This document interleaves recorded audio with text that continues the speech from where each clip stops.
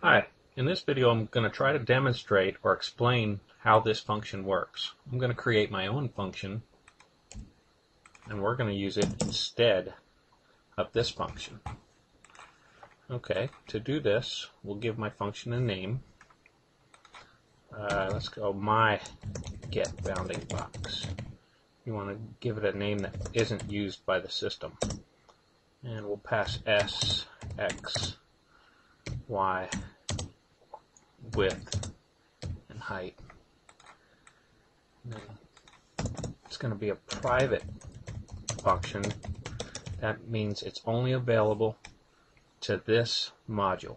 No other modules can see it. Okay, and we'll put the name. We're actually writing the function right now. So we'll copy and paste a lot, not to mess things up. Okay, we're going to go by val, s as shape. By val means we're passing this shape, which is up here, our active shape. We're passing it. Just like you throw a football, we're throwing the football over to this guy, to this function. And we're passing it so it can't be changed. By val, it's just, we're giving it to him just like that. Okay? And on the next one, which is the default, you really don't even have to type it, is by reference.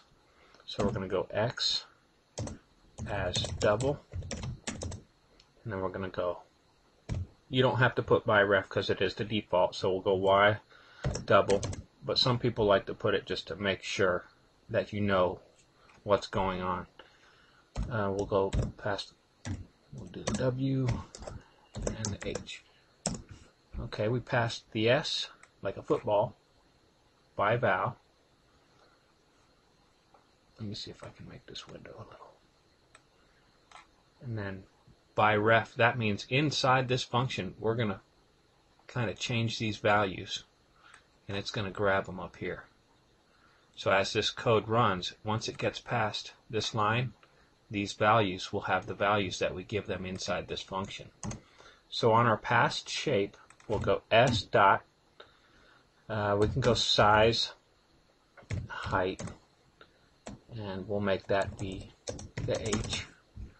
So now h will be the size height. We'll go width, which is our by ref, w, by reference.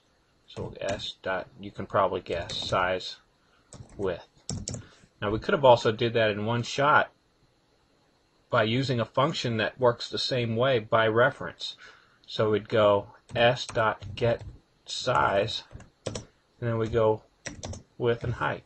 And it's doing the same thing inside this function. It's getting the values. So once it passes this, the w and the h will have the value of the height. We'd do it like this right now just to keep it simple. And now we're going to get x and y. So for this one, Control J, active document dot reference point. This will get the reference point of where we want to get those coordinates from. And we'll go bottom left, which should be the default if I can recall. Okay, so guess what we're going to do? We're going to go x equals s dot position x. Y equals s dot position y. And as you probably guessed, we could have did s dot get position x y, which would have been the same as doing all this. There's also a newer function that's get position ex, I think. Let's see. S dot. I thought it was. That automatically puts the reference. Oh, okay, I'm using x3. It's probably just started as an x4. It would add the reference point as a parameter of the function. In your newer Corel x4 and above, it'd be s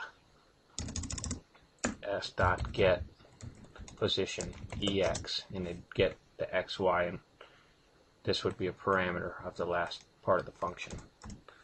So let's test this and see if it works.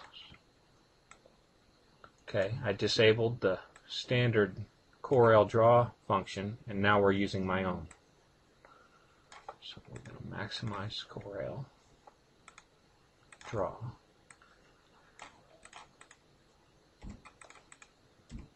Make a nice little oval here.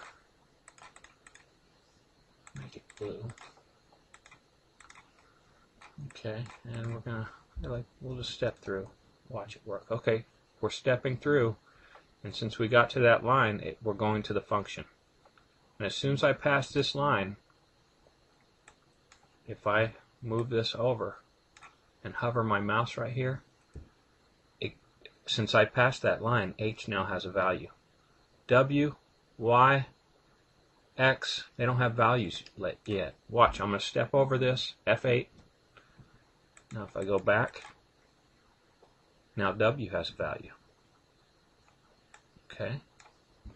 As I step through, these get values. And they're passed by reference into these values here. So F8 again, and look, we finished the function, and if we hover our mouse here, these have values. By reference, they were given values, which now this function here will use. We pass this one by value, by val, and these by ref. Okay, we'll continue. There's our box. And end. Oh, and look what just happened. Our square didn't complete. Let's see what we did wrong. You're going to find lots of times in a macro you're going to have problems. We put size height here where we should have had width. And it's just a common mistake. You're going to have lots of problems. You're going to do lots of debugging when you write macros. So we'll just hit Control Z. You notice we had a couple Control Z's to go back. Put my cursor back in this, and we'll hit play. Gotta select our shape first or it just ends. And there we go. We used our own custom function. I showed you how to write the function and how to pass values to the function, inside the function, and then we finished the macro.